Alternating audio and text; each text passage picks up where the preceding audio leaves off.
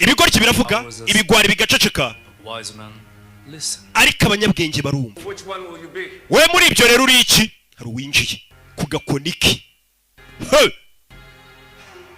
bagira ngo mwumve amagambo y'ubwenge atatu. Bite nshuti ya kera yamaze gushyiramo agakote muzahita zimya amatara abahindurira do babana bwiye ngo mwitegure twakira abashyitsi uzari inshuti bose abo uyu musaza abe na John Wick ni Tony Kirabiranya. Rocky Kirabiranya ni umwe mu bafite izina rikunda kuvugwa cyane cyane mu myidagaduro mu Rwanda kubera ubuhanga bwe mu gusobanura filime bwamuhesheje ubukaka n'ubushongore maze bumugira icyamamare mu Rwanda ndetse no hanze muri Afurika muri rusange. Bamwe usanga bamwita Rocky Kirabiranya, abandi Rocky Kimomo n'icyo usanga ari baba mu bitekerezo. We yiyita miseke igoroye, inyangamugayo ryahamye, umuyobozi w'agasobanuye ndetse n'ayandi menshi. Avuga ko bamumenye batamugereranya, abamumenye ntibamushidikanyaho ndetse n'icyamamare mu byamamare mu Rwanda.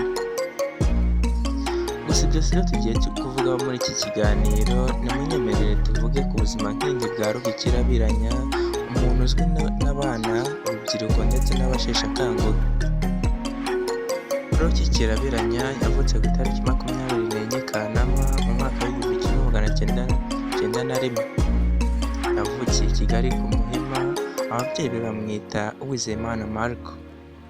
Ni umwana w'imfura mu muryango w'abana babiri ari bo Rocky Kirabiranya ndetse n'umuvandimwe we bahuje umwuga Savimbi.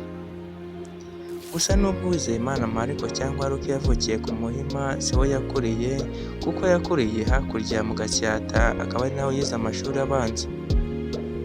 Yakomereje muri St Joseph Kabgayi maze mu mwaka wa 2012 nibwo yasoje amashuri ye asozanya amanota meza. Kubera amanota meza yari afite yahise abona buruse ajya kwiga muri kaminuza muri IPRC y'Iburasirazuba. Maze mu mwaka wa 2017 nibwo Rocky uyu nguyu tuzi yashoje amashuri ye. Nubwo Rocky yasoje amashuri mu mwaka wa 2017, we yatangiye gusobanura filime mu mwaka wa 2015 ubwo yari muri kaminuza y'Iburasirazuba muri IPRC aho yigaga iby'ikoranabuhanga. Muri 2016 nibwo yahawe ikaze muri African Movie Market, ari naho yamamariye kuri ubu ngubu akaba azwi n'abana, urubyiruko ndetse n'abasheshe akanguhe. Nyuma y'umwaka umwe asoje amashuri ye, nawe yahise ashinga kampani ye ayita Rocky Entertainment, yari ifite intego yo kuzamura impano z'abatari bake, iz'abahanzi, kwamamaza ndetse n'ubukerarugendo. Nubwo Rocky yabaye umukire binyuze mu mwuga wo gusobanura filime, ariko ntibyabujije gukomwa mu nkokora na Federasiyo ya Sinema mu Rwanda. Iyi Federasiyo ya Sinema mu Rwanda yashatse guhagarika agasobanuye mu gihugu cy'u Rwanda, ivuga ko katujuje ibisabwa byo gukorera mu Rwanda,